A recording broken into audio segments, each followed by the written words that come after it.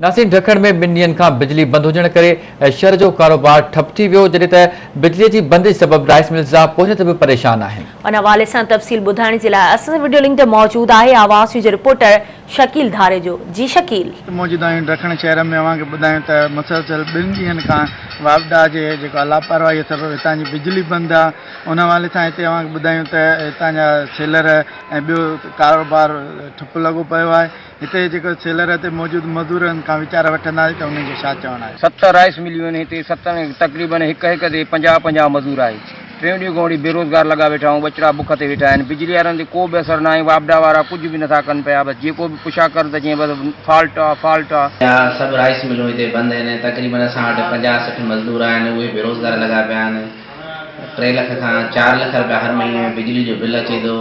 ऐं वापडा सेबको रतोदर वारनि जी तमामु जेको आहे असां खां नाजाइज़ी आहे। 60 एकड़ में हिते मज़दूर आहे त 5-7 मिलियन रखणनि में पोइ 3 ॾींहं लॻ बिजली कोन्हे का। जेको गाॾी था भरियूं, चालान था भरियूं, असां रोज़ किरायो करे मोटी था वञूं, सिधो वरी असां वञूं था ख़ाली।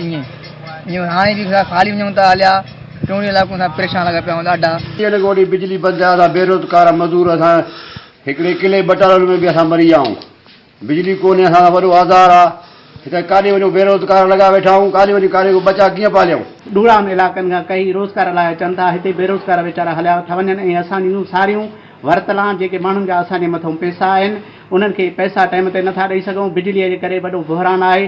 केतिरा ई मरतबा असां SDO खे कंप्लेन कई आहे, एक्सीएन खे कंप्लेन कई आहे। सभिनी खे चयो आहे या त असांखे अलहदा जेको आहे सो लाइन ॾिनी वञे, या जेको आहे सो असांजो हिन जो जेको ब्रेक डाउन आहे इन जो पीरियड बि घटायो वञे। तव्हां सेलर मालिकनि ऐं मज़दूरनि जूं ॻाल्हियूं ॿुधियूं। हुननि चयो त 2 ॾींहनि खां बिजली बंदि करे असां सां नाजाइज़ी कई वई आहे ऐं हुननि मुतालबो कयो इंतिज़ामिया खां त असांखे जेका सेलरनि खे अलॻि लाइन ॾेई ऐं असांजे जेको कारोबार जेको बंदि थो थी वञे, हिननि जी लोड शेडिंग ऐं हिननि जे जेके मुख़्तलिफ़ जेके फॉल्ट ॿुधाए ऐं बिजली बंदि पई कई वञे, उन्हनि मां असांजी जिंद छॾाई वञे।